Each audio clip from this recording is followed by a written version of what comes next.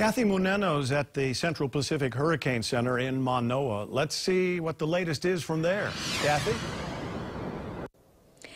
Hi, Joe. Thank you very much. I'm with Eric Lau, meteorologist here at the National Weather Service. Tell us what we're looking at right now, as it looks like some of the bands of Olivia are starting to affect Maui and the island of Hawaii. Right, so Olivia is continuing its trek closer to the islands, and we're starting to see some of these initial bands start to move on shore of Maui County and the Big Island. So, you know, some of that includes some heavier showers and maybe some higher winds, wind speeds associated with those bands. And those are bands, so the rain will come and go. Let's talk about the bulk of the rain. Is it more toward the back of the system? So that's why we're going to see maybe a few days of rain?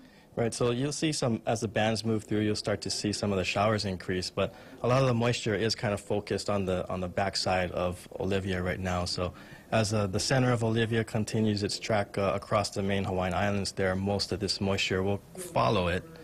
So we can expect further increases in precipitation over the next few days as Olivia gets closer. And let's talk about the winds. You had said that the tropical storm force winds, about 40 to 50 mile per hour sustained winds, extend out about 100 miles from the center. But we're not necessarily talking about 100 miles in front of. Right, so most of the higher wind speeds, tropical storm force winds, extend out about 100 miles north of the center of the circulation. So what we're really concerned about here is as Olivia makes its way closer to Maui County, most of these winds are going to be, you know, flowing right into the island of Oahu and Molokai. So these strong winds accelerating up the Ko'olau Mountains, downsloping on the other side, potentially leeward sides of the islands can see potentially stronger wind gusts. Also acceleration through the channels and around points. Kaena Point, Laie Point, some places around there can see higher wind speeds as well. So, you know, that can lead to damage, falling tree branches, maybe some power outages across the island. So really be wary of the potential for damaging winds through tonight and into Wednesday. All right. From the island of Hawaii through to Oahu, and still somewhat strong for Kauai as well. Thank you, Eric. Eric Lau, meteorologist here at the National Weather Service. Joe, back to you. Thanks, Kathy. One of the first places to feel the impacts of Olivia will be Maui. Gina Mangieri has a look at how the island is preparing. Gina? Joe, here on Maui, we have had really strange weather all day. I guess little tastes of what's sure to come in greater doses later today. It started raining, getting real breezy, just like it was this morning. At other times, it's very sunny. It's been going back and forth. Well, I'm here now outside of the Maui High School, which as right just a few minutes ago at 6 p.m. was one of 7 activated storm shelters across 3 islands of Maui County. The shelters that are accepting both pets and people are Maui High School, Kihei Elementary, Kalama Intermediate.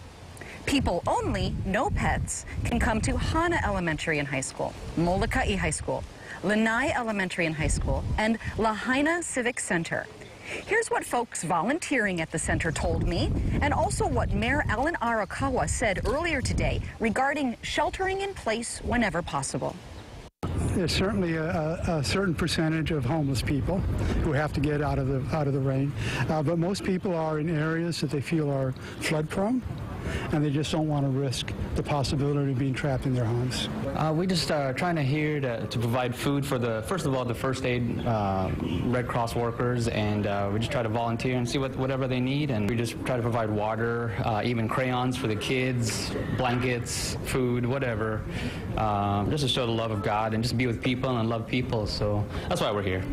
Although our evacuation shelters provide some protection from flying debris and strong winds, they should be a last resort option for residents and visitors without safer options to use at their own risk.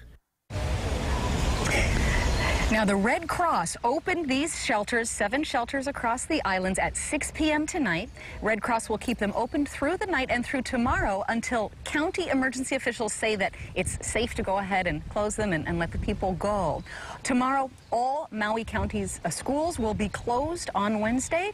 Also, non-essential county workers and state workers who are on the islands of Maui will not have to come to work. Essential workers will be here, emergency workers, and they've worked it out to have 24-hour coverage. And we'll be bringing you all the updates as the storm unfolds through the night and into the morning. Reporting live from Maui High School, Gina Mangieri, KHON 2 News.